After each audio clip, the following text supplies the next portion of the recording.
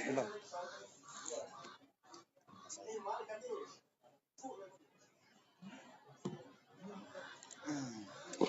ثابتة يلا صياعة إلا طبعا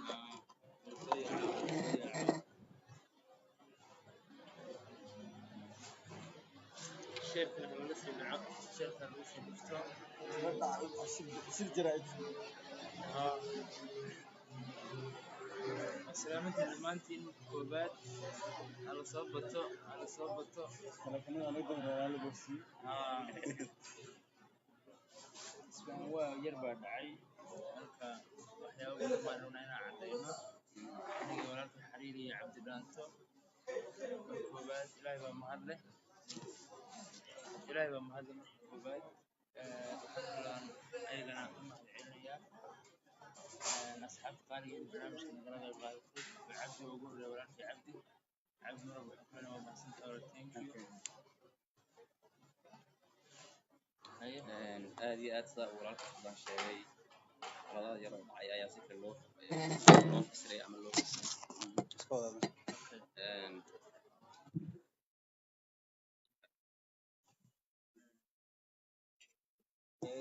marka walaalka sidaas uu sheegay qalad yar oo dhacay ayay baraha kala qaateen jirin wax oo dhacay amniga nagaadayaa loo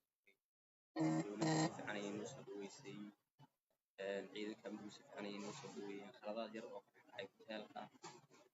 ayaa si kale loo rogay wax dhib oo dhacayna maysan jirin dowladda sharafka kaamanu haynaa si wanaagsan ayay noo soo dhaweeyeen iyo bulshada xamar dhammaan qaybaheeda kala duwan si heersaraa bay noo soo dhaweeyeen dad aan aad jecel lahay farxadaan u hayno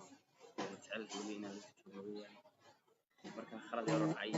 si kale loo fahmo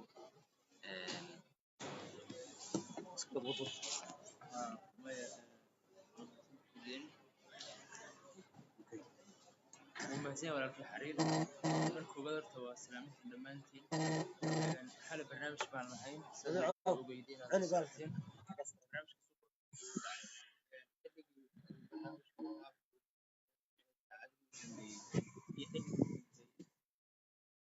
dad badan baa waxay leeyihiin in la soo weerarayo ayaga la target gareynayo iyaga in la dilo dad badan baa ku sheekeynaya weliba qolada social media waxyaabo badan inaad sumcada dad badan wax yar oo qarxinayo ama view yar oo helayso ama youtube aad ku helayso in dadka sumcada looga baabi'iyaa oo ayadana u cambaareynaya ama looga ciyaaro kow dowladda sharafta leh waa dadka la soo dhaweeyey ayagoo isku duuban waa dadka la soo dhaweeyey waa dadkii inaan xamar imaan waa dadka amniga aniga nabada ayada sugayeen dad baa labis qordaal la soo galay badan mashiinka wax baadhiyey halka oo shacabka wax aan la hubin ma soo gelin qof walba banaanka dhowr jabay soo marinayay kadib mashiinka la soo mariyey meesha la isugu wada yimid marka xabadda dhacday waxay ahayd askartii meesha joogtay hoteelka inan ka mida hoteelka amniga u qaabilsanayd inan ka mida xabadda ka qaraxday ee xabad uu qof ku ridayna ma ahayn xabad uu wax ku leynaya ama annaga uu nagu taageerinayna ma ahayn